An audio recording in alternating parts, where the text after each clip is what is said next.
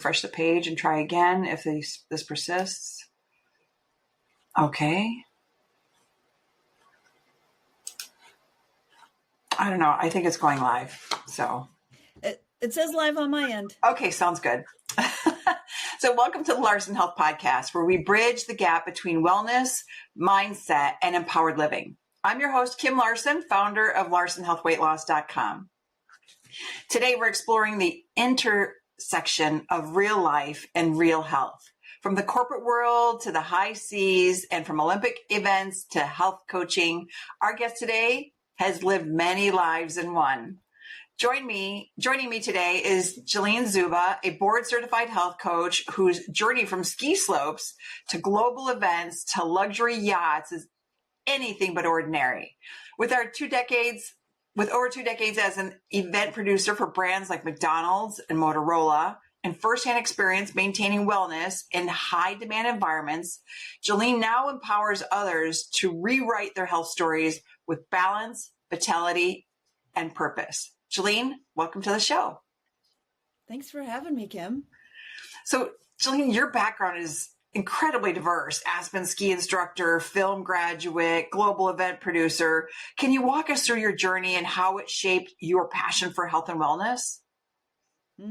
Yeah, great question. So I've always had a intrinsic desire to help people. Like, it's always been, as a child, it was just something that I always noticed an urge when I saw someone in need.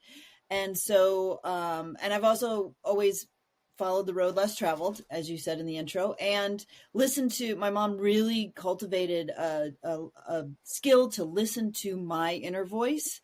And so my inner voice has had lots of different interests, and that's what I followed. And I grew up skiing. I was on the ski team in high school, and I moved to Aspen with some friends, and I wasn't sure what I was going to do. And I was talking to my dad, and he was like, well, you've always, loved skiing. Why don't you be a ski instructor for a while? So I did that, followed that passion, and saw that career, there's really 2 roads. You're either going to stay on the slopes and be a ski instructor, or you're going to go into management. And at the time, I didn't want to go to management. So then again, went to my guides, my mom, and said, I don't know what I want to do now. And she's like, well, you've always loved film. What about film school? So then I moved back to Chicago, went to film school, pursued that, did independent film. That led into the corporate world and events and doing videos for them. And wow. I've always been very organized and a problem solver.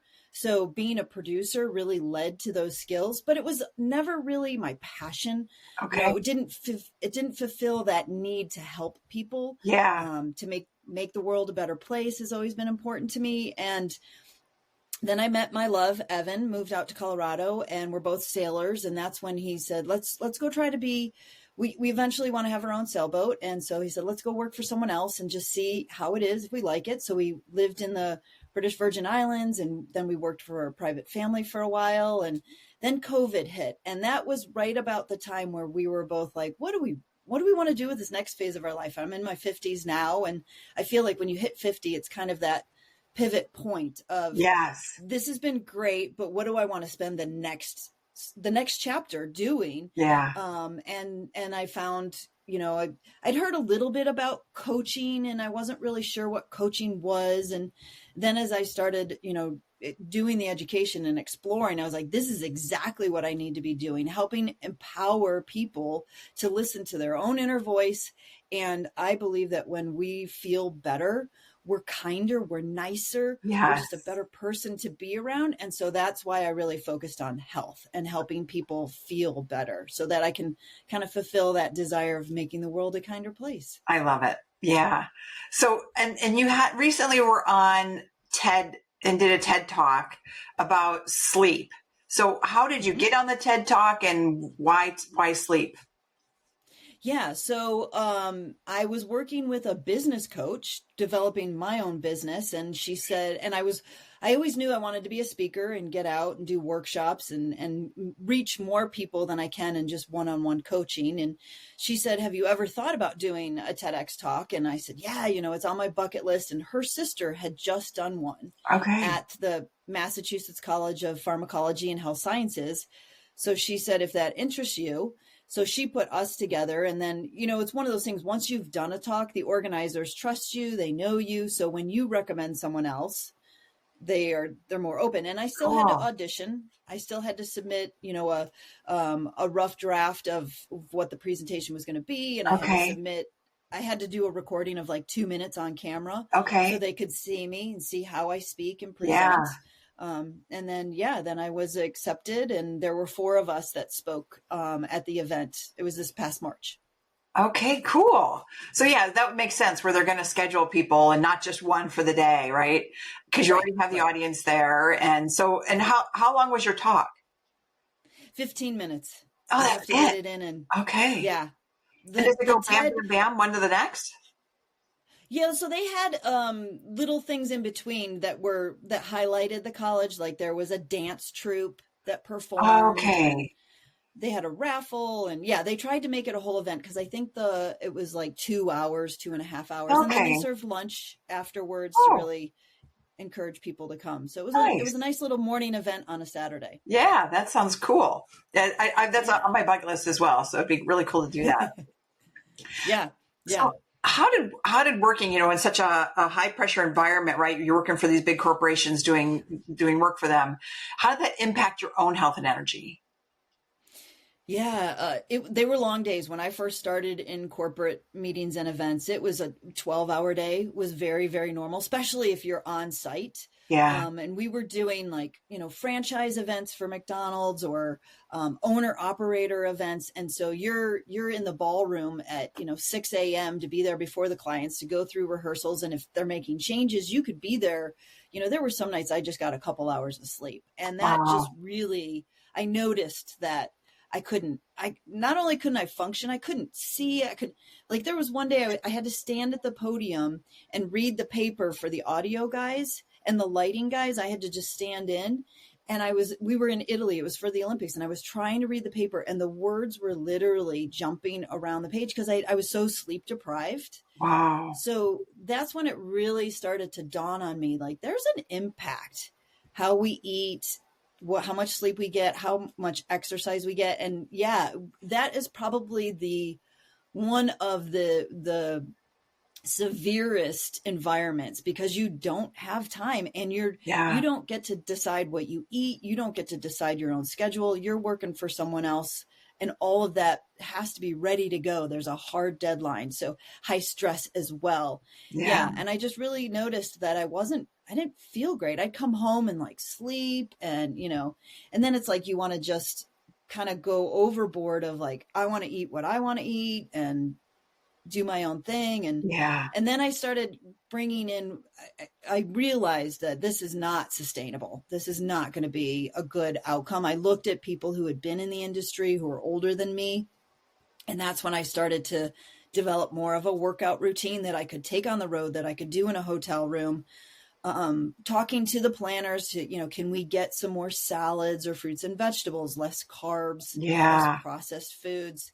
The sleep was always challenging because that's, you got to work. So, you got to work. And then when do you work out when you're only getting 2 hours sleep, Exactly. Yeah. And you really do have to, you have to kind of gauge what's more important right now. Is it the sleep or is it the workout? And now that I've really focused more and coached people on sleep, I know that sleep it's the commodity that we really can't. Yeah. You can't fake it.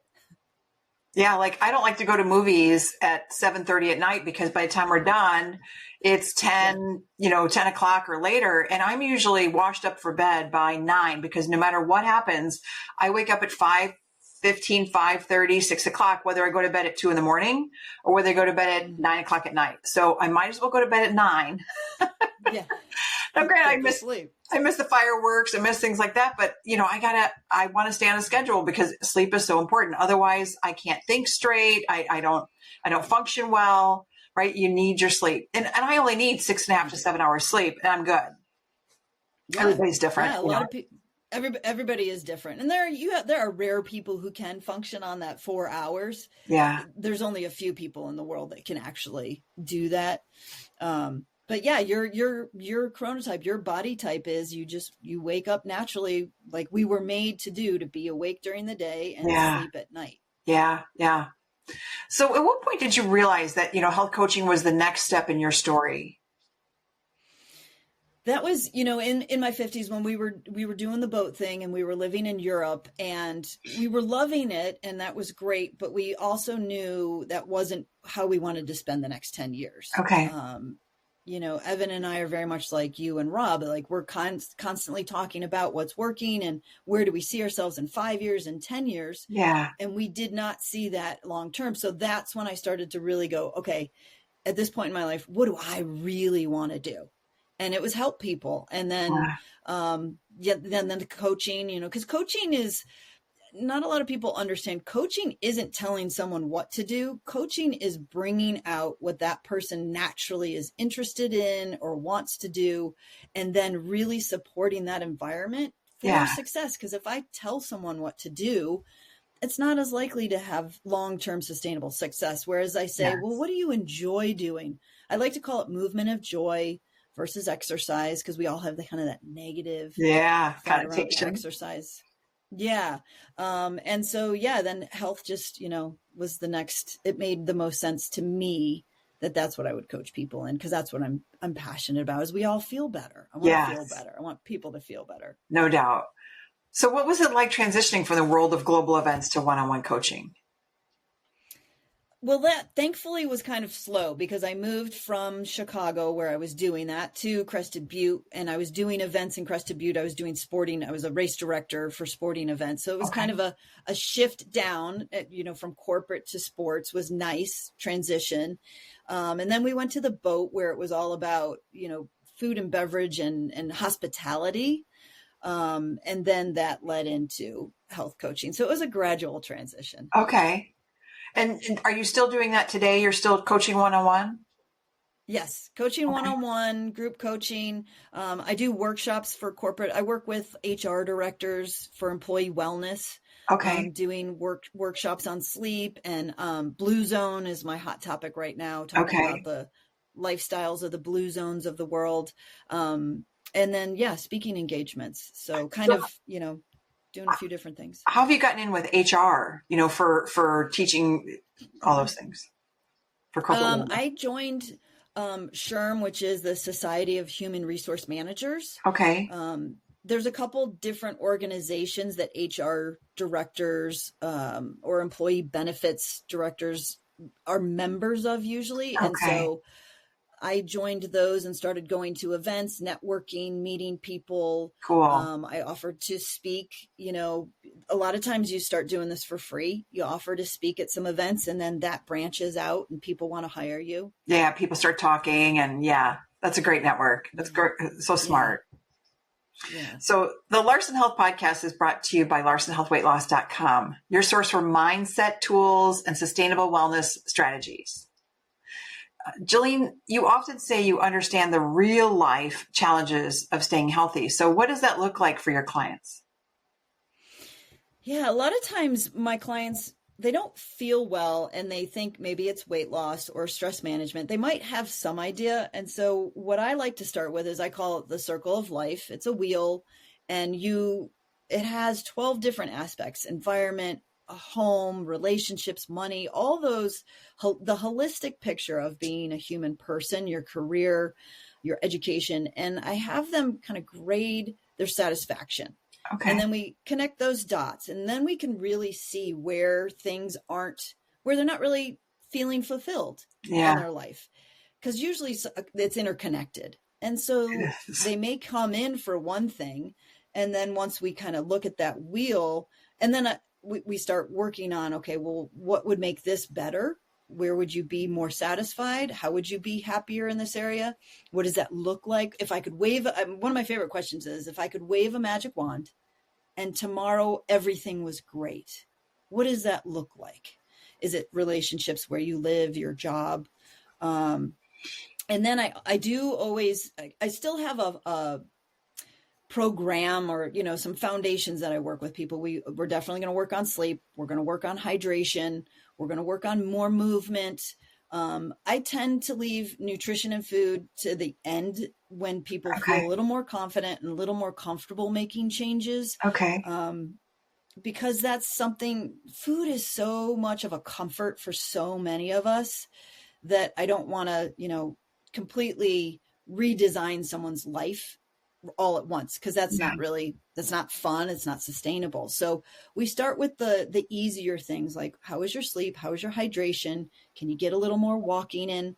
How are you managing stress? What's your mindset? Mindset is so huge in any change. I'm working on a study at Tulane University on behavior change, where we are using a process called immunity to change. It was developed at Harvard. And the idea is, we all have these New Year's resolutions. I want to do this. I want to do that. And by the end of January, we haven't stuck with it. And why is that? It's not lack of willpower. We want it so bad. But, there's just, the theory is there are these hidden commitments that are competing with the goal. Something like in the study, ours is we're helping people become more adherent to the medication they're taking for their blood pressure. People aren't taking their blood pressure medication, even though they know it could save their life. Yeah. And what we're finding is there's these hidden commitments, like, and these big assumptions around it, like it makes me feel old, or it makes me feel like I haven't taken care of myself, or everyone else's needs are more important. So in the morning I'm rushing and I forget. Wow. And they don't even realize that this is their thought pattern. Yeah. But once we, and we always work on, do you believe, change is possible? Do you neuroplasticity, kind of educate them on what that is and how the brain can adapt. And by 6 months, I've seen 180s in people. I had a woman who said, I don't take my medication when I'm supposed to because I'm a procrastinator and it makes me feel in control. I want to decide when I take my medication. And then within that 6 months, she was like, well, wait a minute. If I just take my medication when you're supposed at 8 a.m., that is control. I'm in control. Yeah. Exactly. So that's one of the things I love to work on with clients is what's your mindset around this? How are you perceiving this? And can we shift that to be just a little more supportive in the change that you want to make happen? Yeah. It's really cool to watch people's have those aha moments where they're like, what was I thinking? Yeah, exactly. What was I thinking? Interesting. So kind of leading to the next question then. So how do you help busy professionals stay committed to their health goals when life gets so chaotic? Yeah, then it's that's when I love to use, I've been trained in motivational interviewing. It's a coaching style to really bring out someone's own motivation, your why. Like Simon Sinek says, if you know your why, that can always be the base that you go back to. Is it because you want to, be healthy to retire somewhere overseas, or you have kids or grandkids you want to be around for, or you want to be more, you want to have independence in your 80s. You don't want to be reliant on living somewhere. You want to be, fully functioning physically. So I like to talk to people about that. Their why. Why do you want to feel better? Then if we hit bumps in the road or, things kind of plateau, we can go back to that why and remember what's driving us or motivating us. And I find that can really help people sustain the change. Okay. Well, cool. Yeah. It's nice to see that you can help motivate them to stay on track, Yeah. Yeah. And we all hit bumps. We're all human and life gets in the way, right? Yes. You have a death in the family or a divorce or a move or a job loss.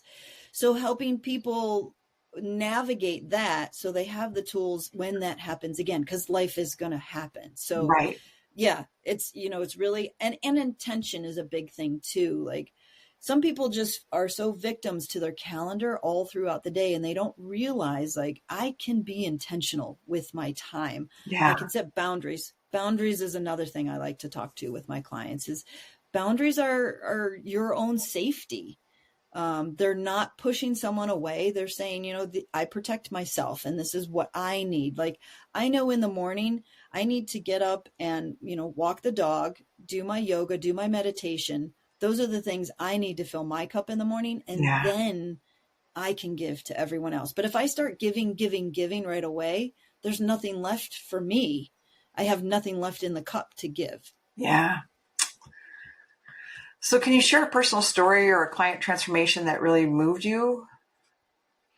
Yeah, I worked with a gentleman who, it was interesting because he came to me because of my sleep. But then as we started to really dive into it, he ate pretty healthy. He worked out, but there was just like that. It was like that extra 10 pounds. He just couldn't quite get rid of, and couldn't quite, was doing all the things. And so that was frustrating. And through, these tools and the process that I use, we realized it was time management, that he didn't feel like he was in control of his calendar. And we really spent a lot of time looking at, well, what would that feel like? How would that be? He was an executive, so he did have an assistant. He could, delegate a little bit more. Yeah. So there was some control that we talked about, like letting go, empowering your employees so they know what you expect. And so that's what I say. Sometimes when they come to me, it's one thing, but then we realize that it's really something else. Yeah. Yeah. So digging into that wheel that you were talking about earlier, right? Yeah. Yeah. And so once he kind of felt like, okay, he liked his routine in the morning, so then it was like sticking to those boundaries so that he could do his morning routine. He could delegate the work. He had a way to now manage the stress, having a break midday. So really looking at his calendar and carving out and making a day that he could really get excited about and feel empowered and feel intentional. And then also at night, because he worked internationally, he was finding that he was taking calls later, which was, he really wanted to be someone like you who's like, this is a hard stop for me at 9:00. Yeah. And so just giving him the a lot of times it's self-worth. Like, am I worthy to say no? Yes. Am I worthy to really respect my own boundaries? And getting him to feel okay with like, no, I got to say no. It makes me a better employee. It makes me a better manager to really might not be so available that it's wearing me out. Yes. Like, we have to schedule these meetings at, 7:00 my time so that I can go to bed. So yeah, we worked together for a year because we kind of hit all these different points throughout the year. He took a vacation for a while. And then, by the end of it, he's like, I feel like a new person. I feel empowered. I feel stronger in really respecting my own needs now. I don't feel so guilty. Yeah. That's really cool. So what are some of the biggest misconceptions people have about creating lasting change? That it's going to be hard. But that goes back to that perception, right? Like I'm a glass is half full. If we look at the glass as half empty, it's always going to be half empty. So if we're approaching it going, this is going to be really hard and this is going to suck and this is going to be miserable, that's going to be the experience that we have. But if we can just shift that and go, this is going to make me feel better. And this is going to be exciting. This is going to lead me to the dreams that I've had all this time. That's a big, that's why I like to, really touch on mindset. Like, how are we approaching this change? And then it is a little more sustainable. It is like, okay, and it's also helping people see that it's not an end there. It's a new lifestyle, because if you have certain habits that have led to weight gain and you go on a diet and you work out for 6 weeks and you lose the weight and go back to those old habits, the weight is going to come back. Right. So really helping people see, like, if this is what you want, then there are things that you have to change and let go and not feel deprived. I'm a big fan of moderation. I think deprivation is a bad place to get into, because then you want to rebel or binge. Yeah. So really helping people see this is slow and steady. It's a marathon. We're going to take this slow and steady and do bite-sized little steps. We'll still climb big mountains, and just little by little, then we get to a change. And another really cool story in this study that I was doing, a gentleman had a goal he really wanted to lose weight. He knew he needed to eat healthier. He knew he was making poor food choices, processed foods, eating out a lot.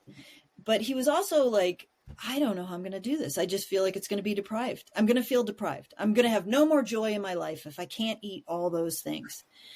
And so we were really kind of, working on that mindset. And then he had a heart attack. He went on dialysis and he had a toe amputated. Wow. And that was a huge wake up call that this was no longer a choice. This was mandatory. And over the course of 6 months, because he had to eat healthier, he was forced to in order to live. And his why was his family. It was really important to him. Yeah. And so that kept him going. It wasn't worth risking. The food lost its appeal. And by the end of 6 months, his whole taste buds had changed because he was eating healthier. He wasn't eating all that sugar and salt that was kind of blinding his taste buds. Yeah. And so he even tried to eat something that he had previously loved. And he was like, it was way too salty. I don't enjoy it anymore. Yeah. So, and the chemicals were in those processed foods as well. Yeah. And I said to him, now, if I had said all of this to you when we first started, like in 6 months, your taste buds are going to change. He's like, I wouldn't have believed you. Yeah. So sometimes we can get in our own way with these preconceptions that we It's have. so true. Yeah. So you're listening to the Larson Health Podcast with Jalene Szuba. Visit LarsonHealthWeightLoss.com for personalized wellness resources and whole life healing tips. So, Jalene, you spent years working aboard yachts across the Caribbean and Europe. So how did that shape your view of wellness on the move? Yeah, it's hard to do because there's no gym. I can't go somewhere. So You're working on the boat. And it was a physical job, but I did have, even then I had my meditation and my yoga. That was my non-negotiables. Yeah. I had to figure out what was the bare minimum I need. And so I would tell guests, at 7 a.m., I'm yours for the rest of the day. But from 6 to 7, I'll have the coffee out and made for you. But please respect that this is my time for me. I'm here 24/7. I just need some time. Yeah. And most people respected that. Most people admired that. And I would say to people, if you want to come do yoga with me, if you see me doing yoga, feel free to roll out the mat and come join me. Yeah. And some people did, but I really just, again, those boundaries, really tried to stay hard to those boundaries of the morning. And I have found too, consistency is so important. And so there are days, even now, there are days where I only have 5 minutes to meditate and I only have like 5 or 10 minutes to do some stretching, but I still show up for myself. You got to move away from that all or nothing thinking where it's either I go to the gym for an hour or it's not worth it. Right. Moving away from that mindset and going, even just a little bit helps. Every little bit each day gets me closer. So that became really evident working on a boat. That's great. Yeah. And the fact that you actually know that it's so important to take the time for yourself, because it truly is. Like when I was younger, I didn't necessarily take the time for myself, but there was some shift, I think in my 40s, that was like, you know what, I am so worth it. And I am going to take the time when I need it. So. Absolutely. Yeah. We're so used to taking care of everyone else and my needs come last. And I think that there's like you said, a shift that happens in the 40s. I don't know whether it's because, for moms, kids have moved out, or we just, maybe it's perimenopause and our whole mindset has shifted. Yeah. But yeah, we do start to, and that's why I like to work with clients who are in their, 40s and 50s, because there is this reality and awareness shift. I got to take care of myself. Yes. Or I won't be able to take care of anyone else. Or yourself for that matter. Yes. Yeah. Yeah. So what tools or daily practices, do you recommend for people juggling full schedules and responsibilities? I'm a big fan of meditation, or some spiritual, for some people, it might be prayer in the morning, but doing something first thing in the morning before you pick up your phone, before you start interacting with anyone. I like to meditate like at that time because we're still kind of sleepy and our brain's still in that, more of the theta waves. And so just even 5 minutes, or if someone's just starting out, 1 minute, just 1 minute of closing your eyes and breathing, to help just get centered and kind of recalibrate everything. And before you start getting frantic and hectic.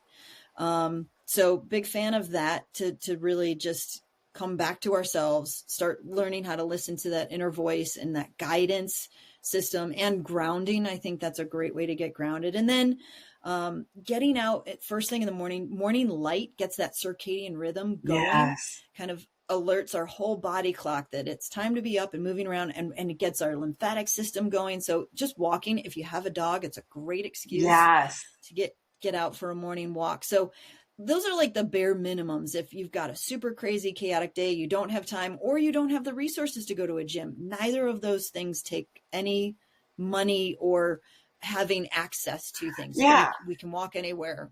And you can do push-ups, you can do sit-ups, you can do planks. None of that costs anything. You can do that in your home anywhere, right? I mean, just get moving, use your body weight. I advise that to my clients all the time. I'm like, you can, get stronger and stronger just by using your body weight. Absolutely. Yeah. You start out doing 1 push-up, and then can you do 2 push-ups? And, yes. or like you said, 10-second plank, then you build up to a 20-second plank. Yes. It's incremental, don't try to do this all or nothing. Don't say, I'm going to go for 30 minutes the first time out of the gate, because you're risking injury, you're risking burnout, you're risking overwhelm, and then you're not going to want to do it anymore. So big fan of baby steps. Yeah. Do this, do that, whatever you like to do it, So how do you help your clients like connect to their why in the middle of burnout or overwhelm? That's where the motivational interviewing questions, what would make life more enjoyable for you? What inspires you? Who is someone that's inspired you, or who was a role model you looked up to? And what was it about them that you really admired or aspired to be like? So asking some insightful questions to really get someone thinking about what does motivate them. Because for a lot of people, no one's ever asked them those questions. Yeah. No one, I work with a lot of people pleasers. Everyone else's needs are more important. And then I say, well, what do you want? And I get it. I don't know. No one's ever asked me. So wow. it sometimes takes cultivating, just kind of coming at it from a couple different angles. And like I said, really, if you can get some really strong, evoking questions. And sometimes they have to go, I'm sure you experience this too. Sometimes you have a conversation with someone and they have to go marinate on it. Yeah. Oh, yeah. They have to it comes back to them later and they're like, you mentioned this and then I thought about it. So it might not happen right there at that moment. Right. But you kind of stoke the fires. Yeah. Get them thinking about it. And then they think about it and then they come back. And then I always try to, in the next session, like what's new and good that happened since the last time we talked, or what have you learned about yourself, or what's made you feel young and vibrant in the last week? And then that can give them some kind of time to reflect and start getting into that exercise. I love it. Yeah. What a great way to speak with your clients and help bring out what they need to learn about themselves. Yeah. So you talk a lot about balance, especially with yoga and meditation, not just in diet and exercise, but in mindset, right? So what does that balance look like day to day? It's a really great question. I think that's like, the eternal search is, what does that look like? For me, I kind of like to bookend my day. So it's in the morning, as soon as I wake up, what am I grateful for? What's one little thing that I'm grateful for? And then throughout the day, gratitude is kind of my antidote. If I start to feel sad or worried, I try to go, okay, well, what am I grateful for? What's one little thing, and it can even be like, I have my favorite pink pen that I get to write with. It doesn't have to be something major. You found a parking spot, a friend called you. And then at the end of the day, I try to reflect what happened today that I'm grateful for. And again, it's all that perspective. Because if I reflect on the day, well, what went wrong, or what sucked, or what didn't go my way, or how did someone hurt me? Then I'm going to fall asleep thinking about those things. But if I can reflect on the day with that lens of what went well, what am I really proud of? What am I grateful for? Then I can fall into that sleep that, we said is so, so important. So for me, that's how I try to keep my balance. And I try to, remind clients that just being present, and meditation is what's helped me be much more present from moment to moment. And that's where I can find my balance, when I can just take a moment to go, oh, how do I want to respond to this in this moment? Is this something that's worth getting worked up over, or is this something that might work itself out? When did you find meditation? Was it from a young age or later in life? It was actually not long after my mom passed away. Okay. So that was a big transition. I was only 44 at the time. And I was died also way too young. Yeah. She was 72. And so I was also working with a friend who was really stressed. She was in a very high stressed corporate environment. Okay. And I kept telling her, meditation's really, I had, our good dear friend, Fran, was actually the person who introduced me to meditation in my 20s. I still have a notebook. She took me to a meditation center in Chicago, and I was like, I took to it like a fish to water. It was amazing, but it didn't stick with me. Those were my early 20s, and I was doing yoga, so I understood kind of the connection. But it was, this friend was just so stressed, and she had to travel. And I was like, meditation's great. Meditation's great. And then I heard myself, I was like, wait, I'm preaching meditation to someone and I'm not doing it. Yeah. And I'm someone, if I'm going to talk the talk, I got to walk the talk. So, that's when I started, and I started I recommend guided meditation to begin with, to learn the lesson, to learn how to do it, to learn that there is no wrong way to do it. And I found, Andy Puddicombe had just started Headspace at the time. Okay. And I also say to people, if you're going to do guided meditation, find a voice that you like. Yes. Because if you're like cringing the whole time, you're not going to be able to relax. You're not going to want it. Yeah. Yeah. And so I started doing Headspace, and I started on 1 minute every day. And I found, as I did that over a month or two, I started to crave longer time sitting. So that led to 5 minutes, that led to 10, and 10's, like I said, there are days when 5's all I have, but 10's kind of my bear. Okay. And I'm not perfect. I wish I meditated every single day. I wish I could say that I was that disciplined or that devoted, but there are days like I haven't meditated yet today. So I will go do that when we get done. But, and there, I would love to be meditating multiple times a day. There are people who do it in the morning and in the evening.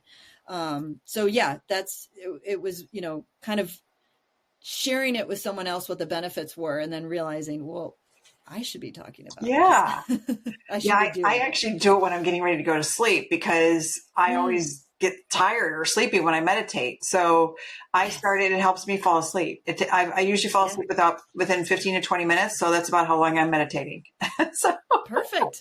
Yeah. That's great. And then I find with you, do you find that your sleep is much more deep and beneficial and rested, and you're not stressed?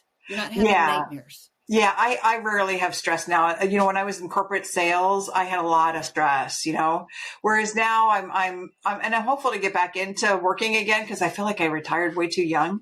But yeah, so I'll figure it out. I might work at the bread works, or I love construction, so I might work in that industry. So we'll see. We'll see what I get. Right. I do think there is ageism when you try to find a job and you tell them that you've been working since 1997. They're like, what?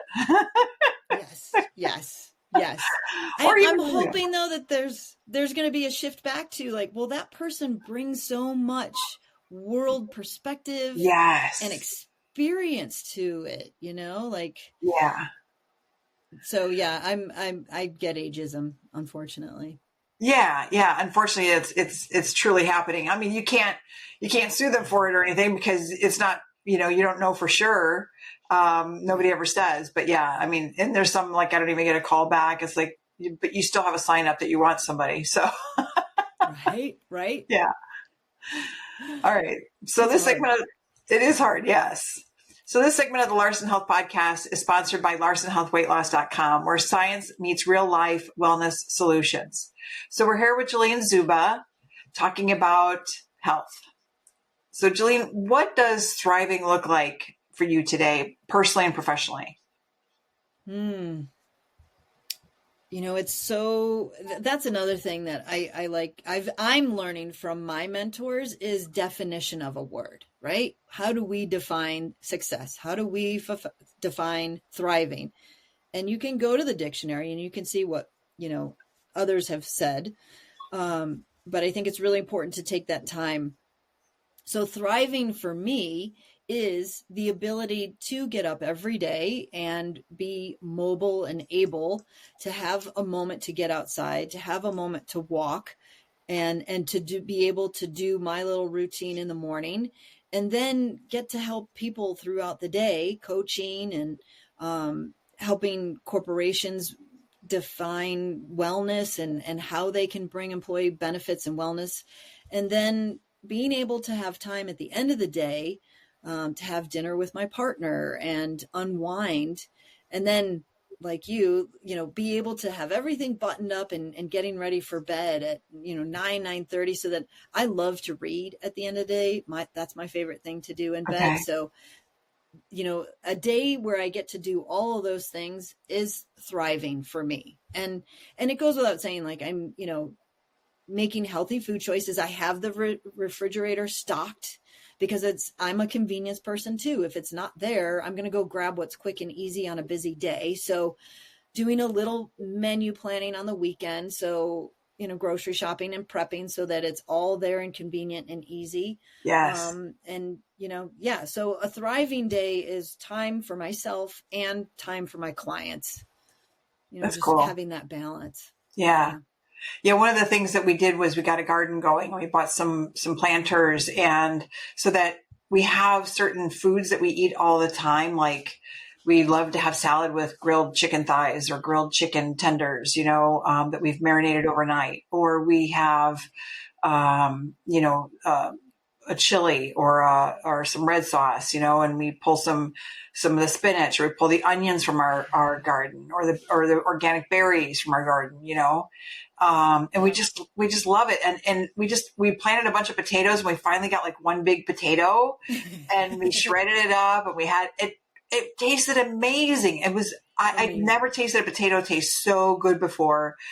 And when it's organic coming right from your garden, that's the difference. And you get it literally picked that day and it's cooked right then. Yeah. And that's what our ancestors and our grandparents used to be able to do. My grandparents had a huge garden. My dad's parents had a huge garden. And we just don't have that anymore. Part of it's space limitations, part of it's time, right? Like it takes time to go out there and plant and weed, and potatoes take a long time to grow, and patience. But that's the freshest food if you've literally just picked it and you're eating it. Yeah, we got Swiss chard coming out our wazoo. So we got it all over the place. So we pick from one spot. We've got it in 4 different planters. So we pick, or 3 different planters. So we pick it, from one day, we pick it from the other, and we saute it up with some garlic and onion, and God, is it good. So good.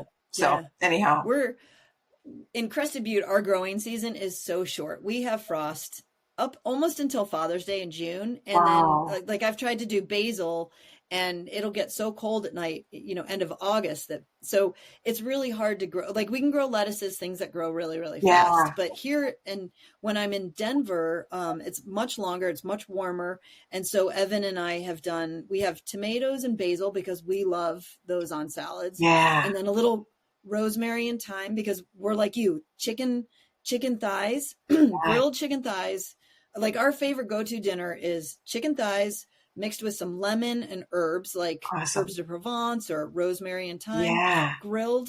And then I love like grilled zucchini, a grilled onion, maybe a pepper. That's like when I have time when I don't have time for anything, or I can't think of what I want, that's my go-to dinner.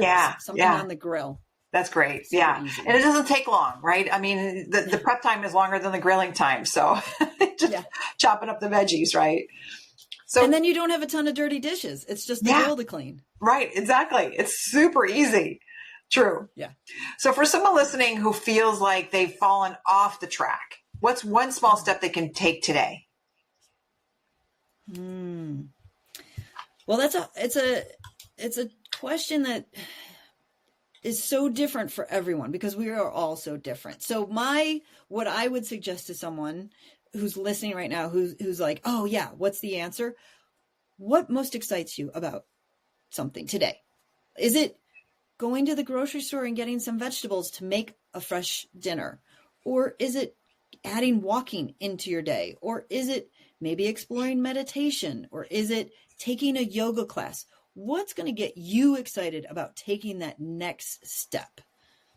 That's a great answer. Yeah, because like you said, everybody's different. So what is their motivation, and what can they do to make one small change to start it turning it into a bigger change, right? So kind of like eating an elephant one bite at a time. You just take the first step. Absolutely.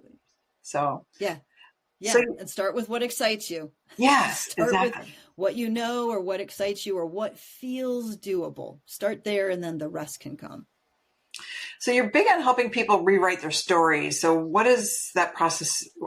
Where does that process start with? That I like to go to that magic wand question, like ideal scenario, like 1 year from now, what does your life look like? And for some clients, it's a different job or a different location. They've moved, they want to be in a different house, or they want to have lost some weight. And so let's start there. Like, what is an ideal, what would make you really, really happy? If we could just click our fingers, what do you think is going to provide that happiness for you? And then we work back from there. Is how do we get there? Then we kind of plan out, as you know, weight loss doesn't happen overnight. We didn't gain weight overnight. It's, 1 to 2 pounds a week. It's going to be a slow process. So Yeah. if someone says to me, I want to lose 50 pounds, I say, okay, well, let's think about this. That's a year's commitment. Can you stay committed?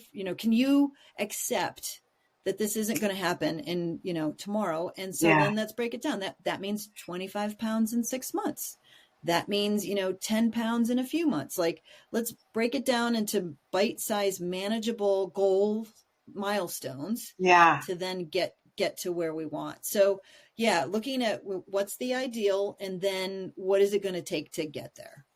So how do you navigate people wanting to do, drugs to help them lose weight and get that quick fix that really isn't a long-term quick fix or a long-term fix, right? It has its problems. Right. So how do you navigate that? Yeah. And I do work with people in the Tulane study that have been prescribed. Some it's diabetic, and some it is for weight loss. And as a coach, my job is not to tell you what's right or wrong. My job is to help you accept the decisions that you've made and be, if that's working for you and that makes you feel comfortable. Okay. But I also would not advise someone to go in that direction, because to me, it feels like a Band-Aid and we're not addressing the problem. Right. The problem is the lifestyle choices that you're making. And this is just something that's going to I literally have people who are like, my doctor has told me I can still go have my Big Mac at lunch. That's just my meal for the day. And I'm like, wow. Oh my gosh, we are not fixing the problem. The problem is, and it drives me crazy because a lot of the doctors who are prescribing this aren't also advocating to work with a health coach or a dietitian or someone that can educate you to make better lifestyle choices, because hopefully you get off this medication and your lifestyle will support. You've made some changes. Maintaining the weight loss. Yes. Exactly. Yeah. Because I fear it's like a lot of the people who did the gastric bypass back in the day. It was great for a while and they lost all this weight, but they didn't change anything. Right. And so then they went back to their, like we've said, you go back to the old behaviors and the old you is going to come back. Yes. There's no way around that. You can't cheat the system like that. Right. It really is eating healthier, taking better care of your body, managing your stress, and moving more. That always works. Always, always, always. That is the basis, the foundation.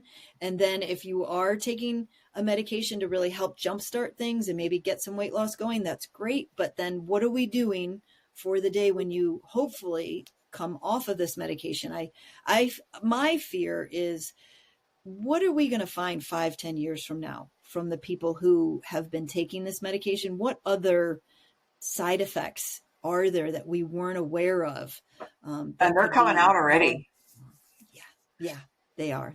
I'm not a fan of it. There's just not a quick fix for weight loss. There really isn't. It's people get so bummed to hear that. And I'm like, it's just, there's not a magic pill. I mean, you could do the drug and you can lose weight, in a few months, or you can do it naturally and maintain it for life and not have to be on a drug for the rest of your life. I mean, these companies are making so much money on people because they don't know how to change. Right. And if they recognize how to change, I think they wouldn't need it. Right. And the other thing too, if you go that route, how satisfied do you feel? It's like when you save up your own money to buy something, you cherish it, you take better care of it versus if someone just gifted, a car to you. So it's the same way with your own body and your own health. If you take the time to show up every day, to exercise, to make those healthy food choices, you're going to sustain that a lot longer because you know what it took to get there. And I think you really cherish yourself more. And this is a vessel. We are a high performing machine. And if we treat ourselves that way, we're going to last a lot longer. We truly are. Yeah. So what's next for you in your mission to help others live healthier in a more balanced life? Definitely, would like to hit more speaking engagements, keep motivating people to make changes in their life, to feel that they can make the change. I think, like you said, a lot of those people who are relying on the drugs don't feel like they can make the change. And so, I am right now training to become a motivational interviewing trainer so that I can then train other coaches to really help people feel empowered and feel like they can make that change and have the desire to make the change. So that's a big thing for me. And possibly going back to school so that I can teach in an academic setting, in a university setting. I don't have my master's degree, so that's a requirement. So I've been thinking about that. In behavior science probably is what I would go study. So. Okay. Yeah. I love to learn. So learning. Yeah, me too. I'm the same way. So I got the functional health, and now I'm looking at personal training and what else can I learn about health? Right. So to help people. Yeah. So, And then that makes you so valuable as a health coach because you can hit all other areas of the wheel. Yeah. And the motivational training, right? Knowing how to speak with the clients to help them succeed, not just for a weight loss, but understanding truly what the bottom line is for them that's holding them back. Like how what's holding them back from making the changes and sustaining those changes. Right. Yeah. Those limiting beliefs. We like to get in and root them out. Yeah. And you're right, though. I mean, it's amazing to see how people's taste buds change, right? So they start somewhere and then they start changing their taste buds. And all of a sudden they're like, I tried that stuff and I'm like, ugh, like, have you ever, I remember my husband changing his taste buds for him or helping him change his taste buds. And then he had a Twinkie. Like we were visiting my mom and my mom had a case of Twinkies and we tried a Twinkie and we're like, oh God, what do we like about that? Ugh. It was awful. Yeah. Oh yeah. We had one bite and we threw it out, right? It was just like, ugh.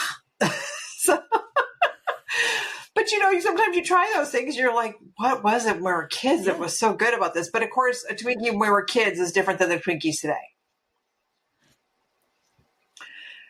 And for most food, the same thing, right? So the food that we had yesterday, when we were kids is different than the food today. So hopefully things will change. So Jalene, thank you for sharing your incredible story from the ski slopes of Aspen to the Olympic Games and now coaching others through their own transformation. Yeah. So your journey is a powerful reminder that wellness isn't about perfection. It's about persistence, purpose, and alignment. To our listeners, if you're navigating a demanding life and trying to prioritize your health, you're not alone. And you don't have to do it perfectly. You just have to begin. Visit LarsonHealthWeightLoss.com for tools, support, and real-life strategies to help you reclaim your energy and health one empowered step at a time. Until next time, nourish your body, strengthen your mind, and live with intention.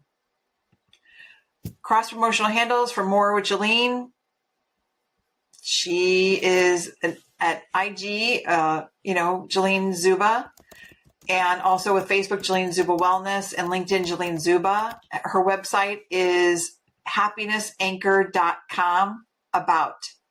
Also from myself, LarsonHealthWeightLoss.com, Facebook, Kim Larson Health, YouTube at the Coach Kim Larson. I hope that you've enjoyed this podcast. Like it, share it, and I hope to see you next Saturday at 10 a.m. Thanks so much.